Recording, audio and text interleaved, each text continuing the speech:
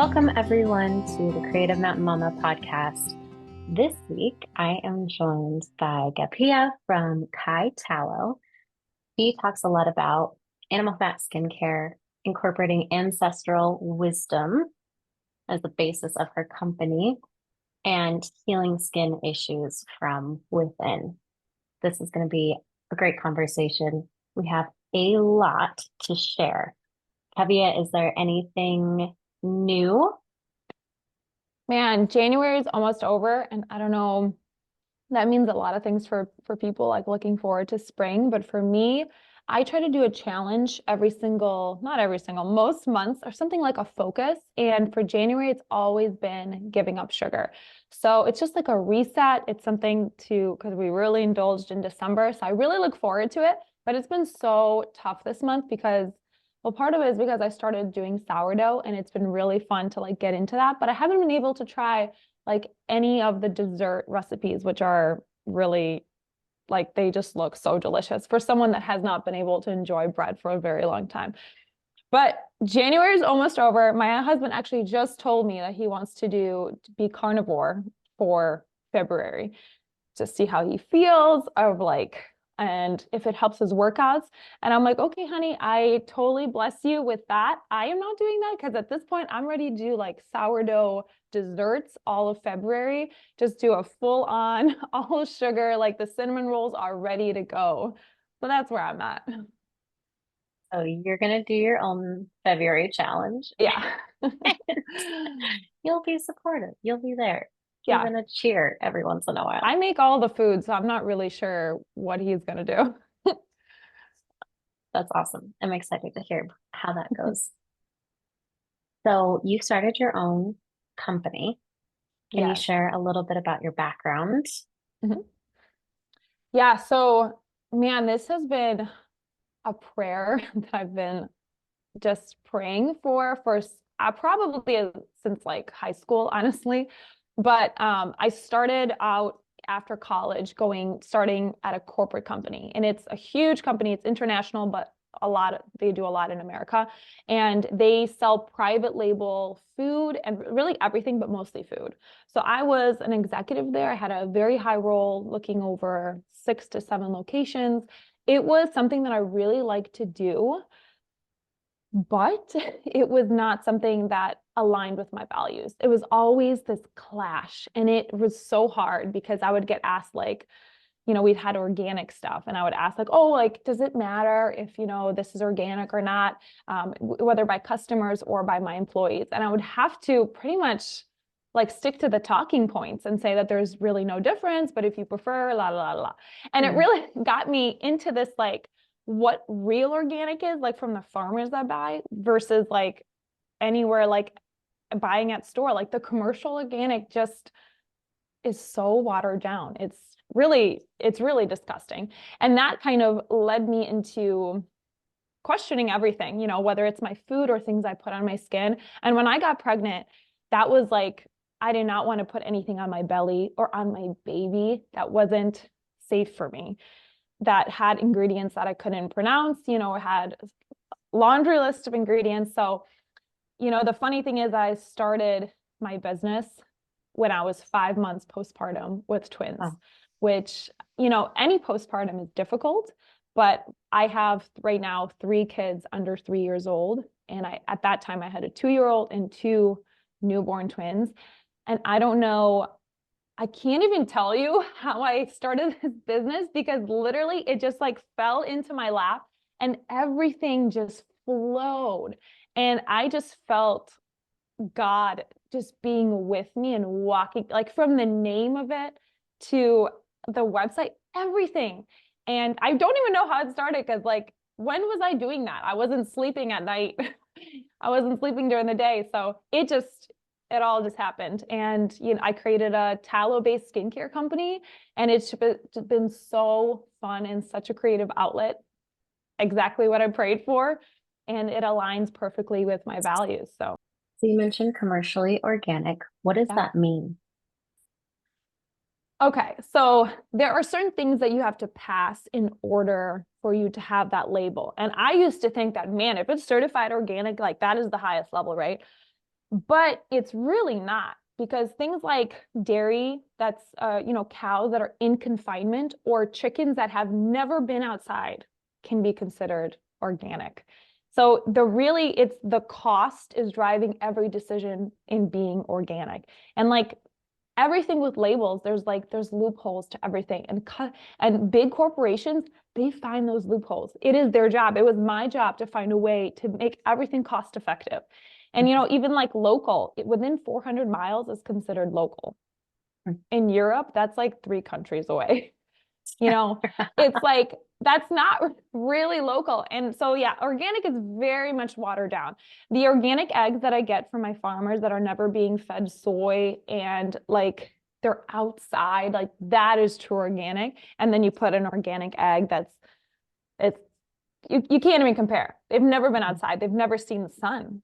And that to me is really sad.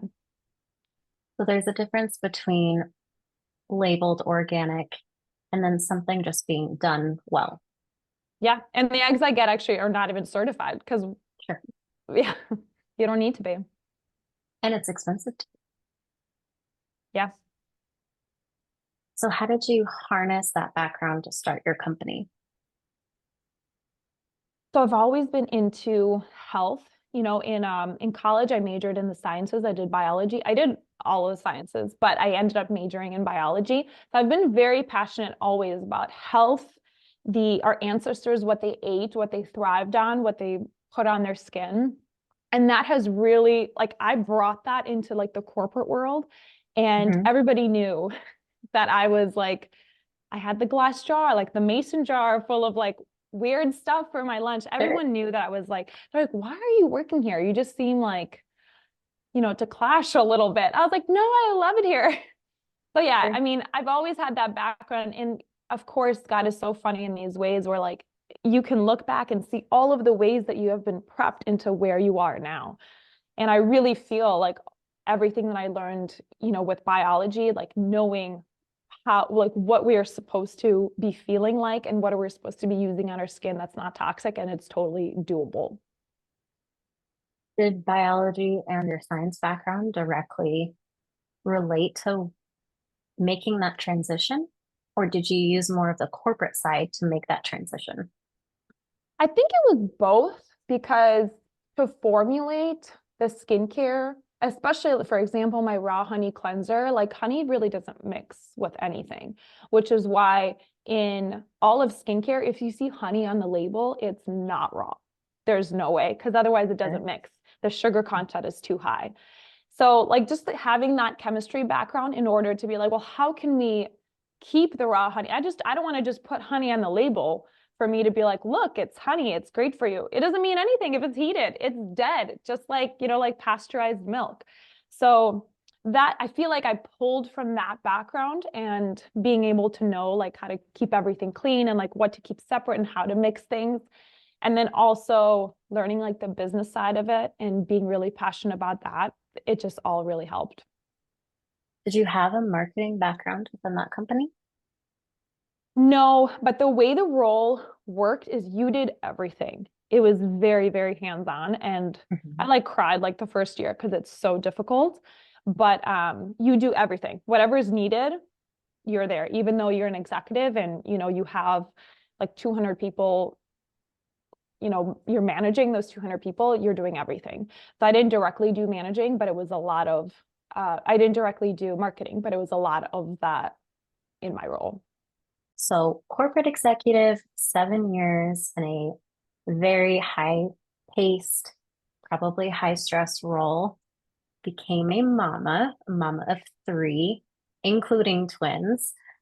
Can you tell me a little bit about what motherhood changed and what you learned? Man, motherhood has been the biggest gift for me. And I really think it can be for all women if we allow it to change us, rather than it being like, well, how do I fit the kids in the current life that I have? And I really allowed my kids to change that. I how do we ebb and flow with this new morning? We are now up at 5 a.m.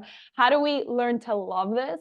And for me, I realized that in order for you to really raise children that are capable and fearless and God-fearing, you have to learn how to like grow a human in every possible way. I find myself, researching all of these things from like, are we supposed to be mouth breathing or nose breathing? Like, what are we supposed to be eating in order to be healthy? Like, what kind of shoes are they supposed to be wearing? Like, clearly the heeled shoes are not good for what kind of like all of these questions. And I really allowed that to change me in a positive way because it's like how you grow a human is how you have a happy life.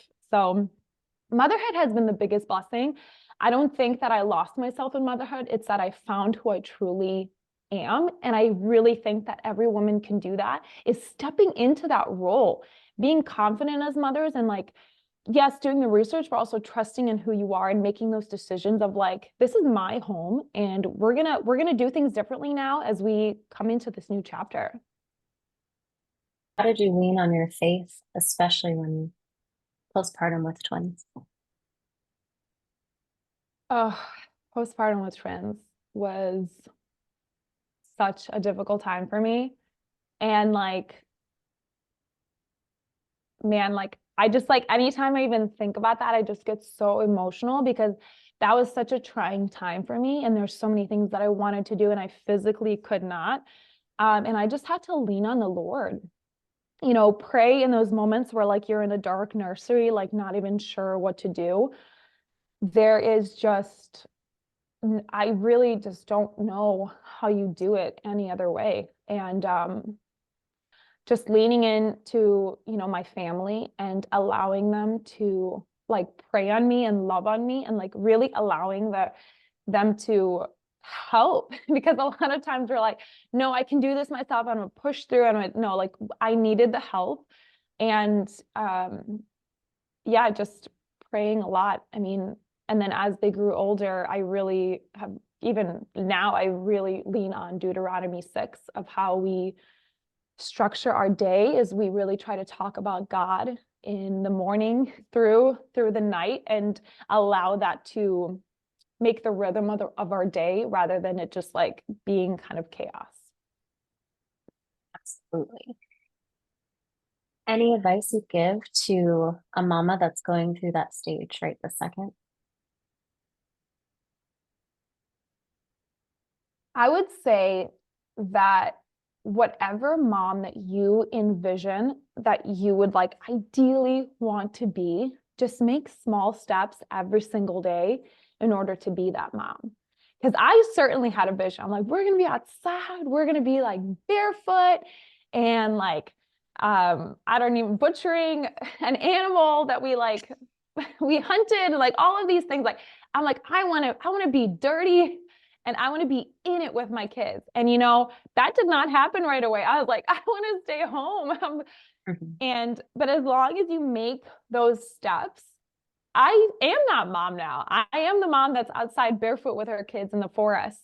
And yeah, sometimes my twins are crying because they're like, what is this, mom? But it can be so much fun if we allow it. So honestly, my biggest advice is allow yourself to dream because the mom that I am is going to be totally different from the mom that you are or somebody else. And like what you really like imagine yourself as like, this is a special time in our lives. It's going to come and go. So let us really indulge in it and be the mom that you just dream of being. Indulge in that because I am having so much fun being like, let's do it. Like, we're going to soon be out of the toddler stage. Things are going to be different. If a mom is going through that stage and she's facing going back to a big role, can you talk a little bit about what that moment was like for you, starting your business, making that decision? I think you said 6 weeks postpartum, and how could you encourage someone else to make that leap if that's something they want? Yeah. I mean, even honestly, I'm going to be a little bold here. Even if that's something that you're like, oh, I'm not sure if I want, your infant, you are, as a mom, you are the world to your infant.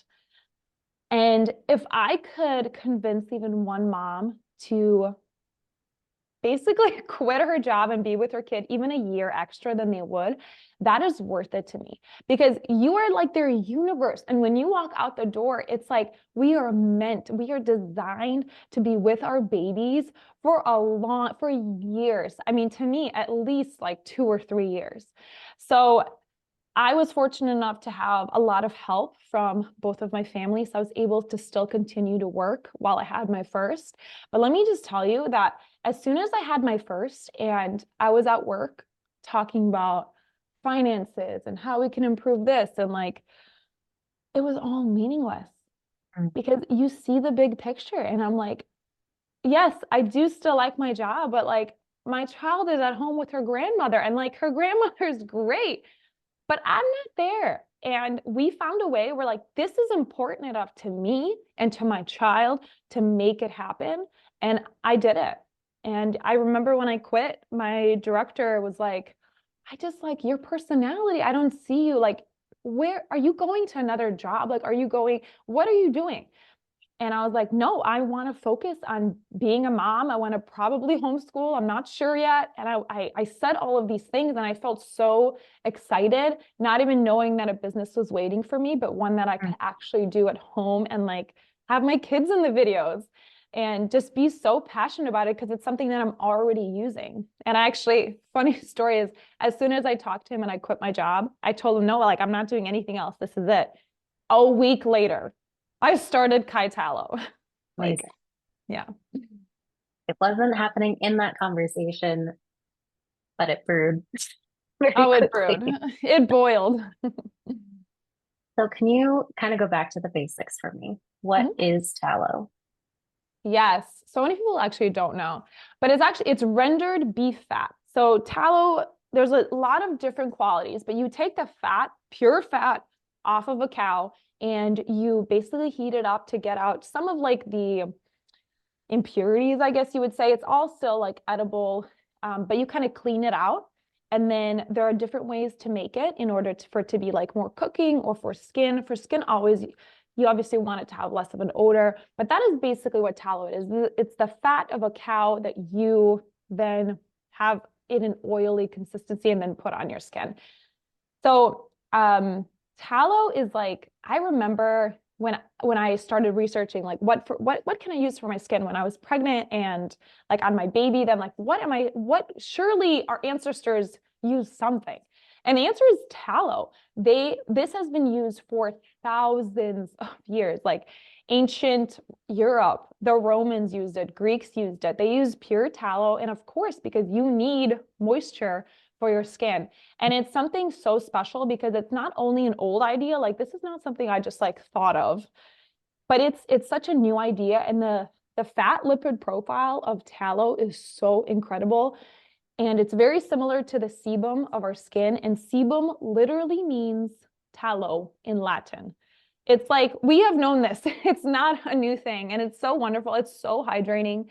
And my favorite thing is that it's very sustainable. Like even if I couldn't get any oils from across the world, like anybody can really have tallow. It's like the most local skincare that you can get versus like coconut oil. It's like, where is that coconut? It's surely not being grown in my backyard, you know? What would you say to someone that would say we have technological advances, we have more that we know now, and we just don't need it anymore?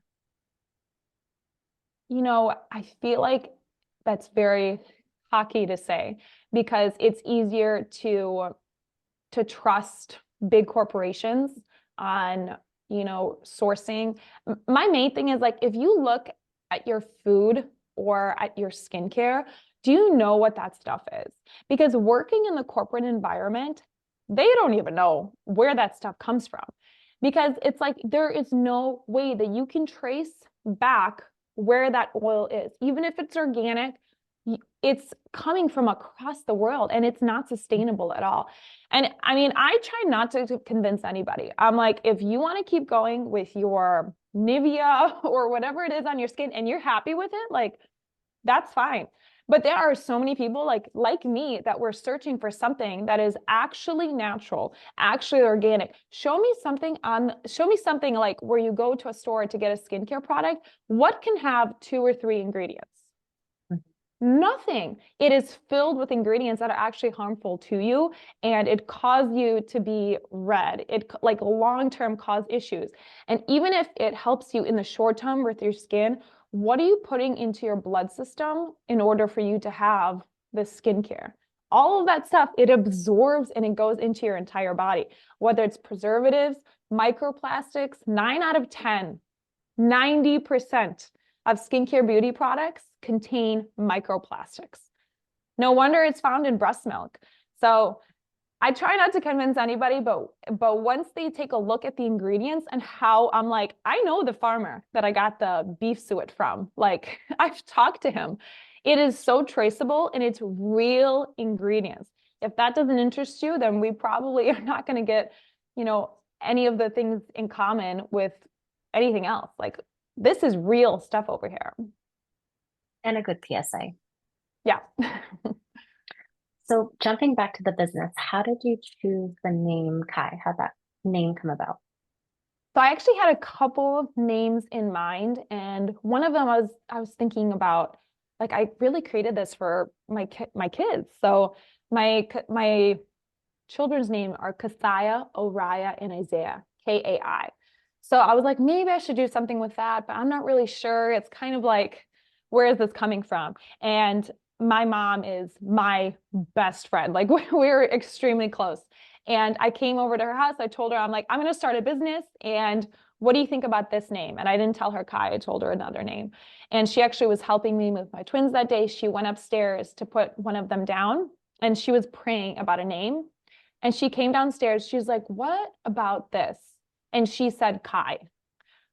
And I was like, well, I guess it's going to be Kai because you just told me that. And that was on my list. And it was just something where like God's hand was in it. And it was so just beautiful. So I always want to remember why I'm doing this, because the products are never just good enough to sell because maybe, oh, this is cheap now, or like, I'm just going to make the quality work. But the products are good because my children use it and I use it as well. Where can someone go to learn more? Websites, etc. Yeah, so most of the stuff I do is on Instagram. So at Kai Tallow, and that's Kai Tallow. So that's where I do a lot of educational stuff, because I know it's a strange thing, but it's not a new thing. It's only strange because we have kind of been forgotten about this information. And kaitallow.com, my website, where I sell mostly tallow, but I also sell a cleanser that's made out of raw honey that I mentioned before. And yeah, I do a lot of information in order for people to learn more about it. And if you do go to her Instagram page, I will say it's very clickable. There are a lot of keywords from the cover page. So if you have a specific question, she's probably answered it on there. You can click, watch the video, and I found it very easy to navigate to answer specific questions. Now, let's say I'm a 10-step facial beauty routiner. How do I start using tallow? Yeah, so if the 10-step skincare is working for you and you're happy with it, like, by all means, keep going with it. I am all about simplicity. Like, I don't have that much time. I have 3 little kids, and what I recommend is you only need a gentle cleanser at night. So really, like, I'm going to tell you my skincare right now. It's going to take me less than a minute. I wake up, I put tallow on, and maybe I put some mascara on. And then at the end of the night, I wash my face with the raw honey cleanser. It's a non-foaming, actually gentle cleanser that does not strip my skin of the natural beneficial oils that it makes. And then I finish off with the tallow. That's it. It hydrates my skin. It replaces any serums. It replaces any like eye stuff or anything specific, because we're so used to being like, every inch of your skin needs a different product, but that is really marketing, because If it's a high quality item, which I am all about, you don't need 100 items. You don't need the 10 steps. If it's high quality, it's going to work for everything. It's going to work for your baby's diaper rash. It's going to work for a burn, and it's going to be healing. Mm. Okay. That opened up a whole nother can of worms. You have your starter trio. It sounds like that's the routine to reference. Are there Yeah. other uses For the tallow. for the trio specifically? Oh yeah. So my trio is probably like I mean, people start off with that. So it has the cleanser, and the cleanser I use every day to wash my face, but also you can wear it as a mask. Again, when something is high quality, it should have multiple uses. And then the tallow is an all skin moisturizer. So my children know if they get a bump or bruise, they're going to be using it on their skin. And then the third product for the trio is the lip balm. So people really liked it on their lips, and it's extremely hydrating. So yeah, the starter is definitely the way to go. Bestseller. Yeah. Well, I mean, tallow is technically the bestseller, but for bundles, absolutely. They always go Okay. to the starter trio. So a couple options depending on where you want to start. How do you source your ingredients? Thank you for asking that, because that is my passion. Every single ingredient, I know exactly where it comes from. So the main thing is obviously the tallow. I do not buy tallow from a company that like already renders it. I render everything myself. And that's because there are definitely wrong ways to render it, because so many companies are like jumping on board with this now. And like big companies that just clean it, over clean it, and Mm. make it something that it's not originally. Mess up with the fat profile where it's not actually beneficial for your skin. Mm. And to me, I source from a local farmer, and I only get beef suet, not just beef fat from any part of the cow, but beef suet, which is specifically from around the kidneys. It's the most nutrient dense. It has the most acids that are beneficial for your skin. It's amazing. Are there any other scientific or I guess evidence-based benefits by using beef suet particularly? Yeah, so it has the most stearic acid in the actual tallow, which is so amazing for your skin. I mean, I really try not to talk up the benefits that much, because people think I'm like lying, because I'm like, people use it for, cracked heels, Mm. to wrinkle reduction, to literal burns that will heal so much quicker. And when I start saying this, people are like, okay, like, what is this thing? It's just beef fat? Like, what is going on? But that's really the truth, is like, and I keep kind of echoing this, but like when you have a high quality ingredient, it will be healing for all of your skin. And I get messages from people, whether it's on Instagram or just reaching out, that they're like, this is really healing my skin. Like I have less breakouts. The redness from my face has gone away, because your body wants to naturally be healthy. It doesn't want to be in a state of breaking out and cracking and being dry. It wants to be healthy. And when you give it the right inputs to do that, it will naturally heal. And tallow is just this amazing thing that we've known for such a long time that it works. It has so many beneficial vitamins and minerals it's high in like vitamin A, E, and K just Mm. naturally. And I think one of the things that when you buy a skincare product, when you look at the label, it has so many ingredients. So when you think about putting a pump of that ingredient in your hand, how much of each ingredient are you getting? I mean, is it even like 1%? If it's like 20, 30, it's just, you're not getting a lot. For me, if I have 2 or 3 ingredients in a tallow balm, you're basically getting the pure thing. And the only reason it's not pure tallow is because it's not as spreadable. So I use jojoba oil to make it more spreadable, and it is amazing. You're getting that pure thing on your face that you can't get anywhere else with like a store-bought product. Nice. What does quality mean to you? That is like, I probably overuse this term because I'm so passionate about this. I'm like, if it's not high quality, get out of here. I don't care about it. And for many years, I've had to fight this in like the corporate world. But quality to me means the highest possible quality. I will not settle for anything less. Anything less to me is an insult. When it comes to the way the animals are raised, what part of the fat I get from the cow, I don't want any fat off the cow. I want the best, the most nutrient dense, and I want to do it myself because I want to control the quality. I do not trust any other company to do it. It is my passion. And like I said before, there's a reason why it's Kai Tallow. It is for my children. They use it every single day. It's going to be the highest quality. It goes on my face. It goes on my mother's face. I am extremely passionate about quality because that's what leads to healing skin issues and being actually effective rather it just being like a marketing thing or like, I think this works. I've been using it forever. No, this does work because it's a real, actually organic and natural product. Thank you so much, Gabija. This has been super informative. I'm going to go on your website right now. It's KAITALLOW.com. If you have any questions, please visit her website or her Instagram page at Kai Tallow. Same spelling. I really appreciate your time today. Thank you for joining me. Thanks so much. I had a blast.